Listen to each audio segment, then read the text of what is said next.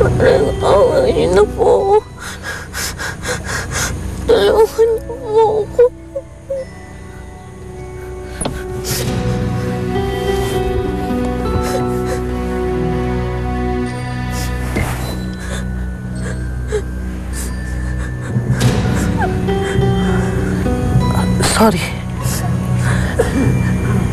Sorry.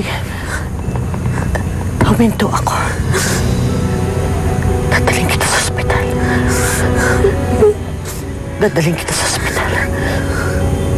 Sorry.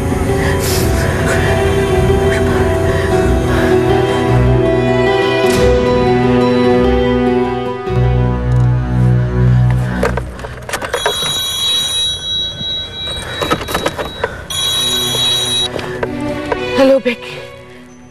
Bakit? Profession! Seni, inaatake na naman ang inaanak ko. Anong nangyari? Tumawag ba kayo ng doktor? Nandito, nire-revive siya. Charging! Clear! Compression! Let's check BP.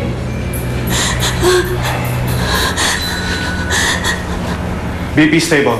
120/80. Salamat sa Diyos. Seni, huwag ko nakaligtas sa anak mo. Salamat po, Diyos ko. Pero laging ganito ang mangyayari. Alam mo yan. Laging malalagay sa panganib ang buhay ni Lyra hanggang hindi napapalitan ang puso niya. Asa ka ba? Diyos ko naman, bumalik ka na nga dito. Oo. Pabalik na ako dyan. Sige. Huwag niyo pababayaan si Lyra.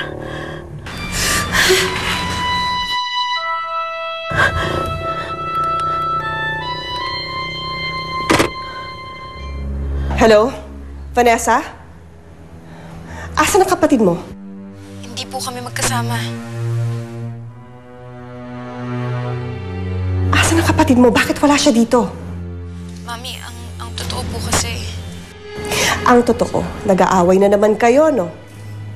O baka naman, kinukonsinti mo na naman na itakas ni Prince ang anak ko. Anak niyo? Hi.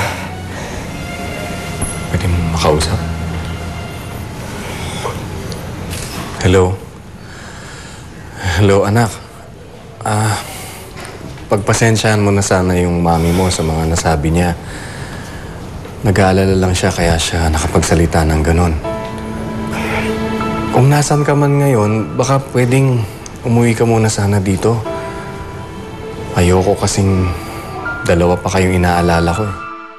Yes, Dad. Sige. Kausapin mo yung anak mo, ha?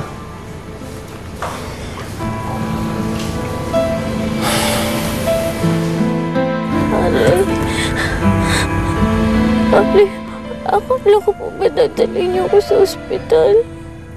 Tulungan niyo po ako. Ayoko pa pong mamatay.